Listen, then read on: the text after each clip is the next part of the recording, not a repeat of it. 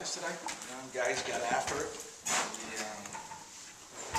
We got a lot of things we got to clean up. It's only a Tuesday, so we'll get those cleaned up tomorrow, Thursday, Friday, and get ready to play the game Saturday.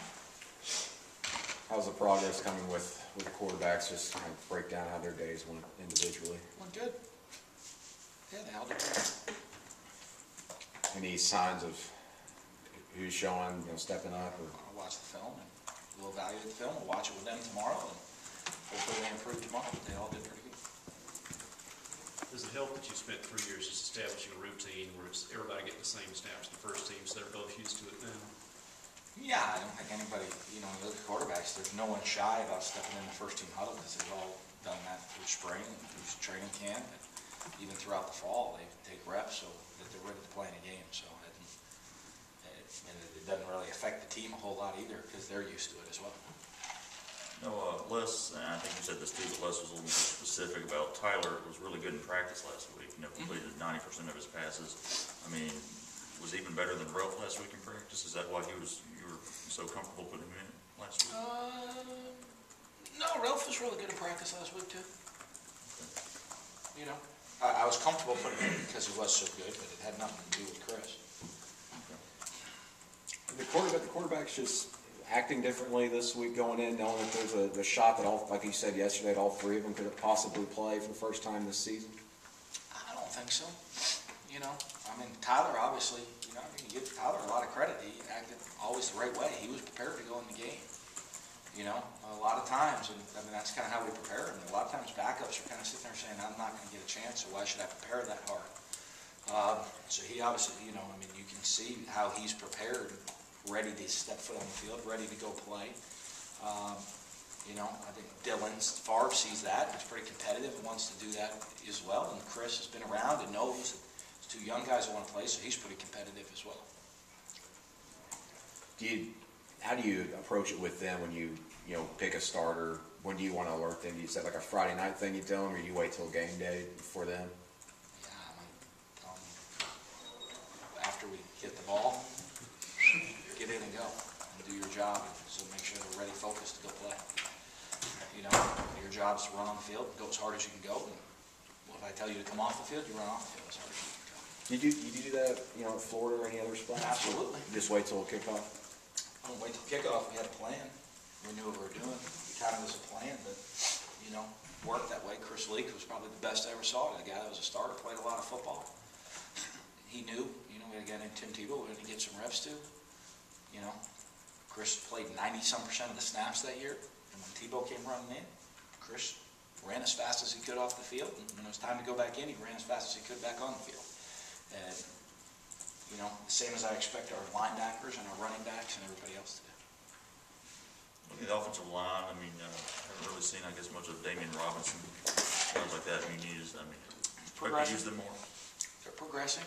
He's still a freshman this year, so he's still in the developmental stage. But, excited about his future. I think he's a great kid, hard worker, believes in what we do. And you see a lot of, improvement on him from where he was even at the beginning of the year. There was talk today, apparently on talk radio, that you took over the play calling duties in the second half of the UAB game. That was all you. Is there anything to that, or is it? Well, it's never all anybody right. In our system. Everybody has a say in what we're going to do. I make suggestions during the course of the game, and Les calls it, or there'll be times when I'll call. I'll look and say, hey, Les will be trying to call a play, and I'll cut him off in the middle of it and say, I want to run this. And, fortunately, Les and I have been around each other long enough that it flows very, very naturally between the two of us. So it never becomes I don't say issue, but even a communication issue. It's I want to run this, or he'll say, no, I really want to run this, so he'll just cut me off and do it. We have great communication. So nothing changed in the second half? You weren't more hands-on, so to speak? It was business as usual? I might have maybe made an extra contribution or two here and there. But that's all. that's all it is, you know. Talk about Egan and DePass wearing the same number. Yeah, you know what? One, it's something I want to look at doing in the future, because numbers are hard to come by, you know, and we have some numbers here that we don't wear. And so jersey numbers start getting tight, and I know both of them will never be on the field at the same time. So, pretty easy. If we want to have a duplicate number, that's one I can duplicate right there, is that kicker number. So I'm going to try to move Swedenberg into the same number too. Unfortunately, though, he's the holder, so he'll be on the field at the same time. So I can't do that. Makes it fun up in the press box, trying to figure out. Look at the shoes. Yeah, one's righty, one's lefty, so if they kick it lefty, obviously it was Egan. Unless Steve Pasquale's trying to really trick you. He might think he's that good, too. Any idea of maybe putting all three quarterbacks on the field at the same time so they all start and you can freak everyone out? Yeah, I hope, you know. He really screwed you up and starts adding quarterback. I mean, I might, before the game, we might not put anybody on the Jumbotron, might put all three of them on the Jumbotron. I might go Wildcat the first play. So That that's way, what he none said. of them start. There you go.